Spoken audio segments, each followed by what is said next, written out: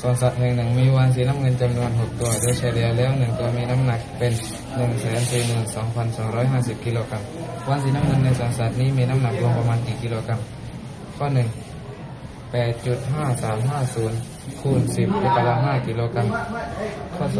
8.5350 คูณ 10.6 กิโลกรัม10 ยกกำลัง 6 กิโลกรัมข้อ 3 9.9575 คูณ 10 ยกกำลัง 5 กิโลกรัม 4 9.9575 คูณ 10 ยกกำลัง 6 กิโลกรัมวิธีทำเอา 6 มาคูณกับ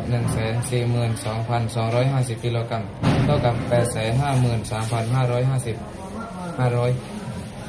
8เท่ากับ 853,500 โดยใช้สัญญากรวิทยาศาสตร์เลื่อนจุดจะเท่ากับ 8 คูณ 10 ยกกำลัง 5 คำตอบคือ 8.5350 คูณ 10.5 กิโลกรัม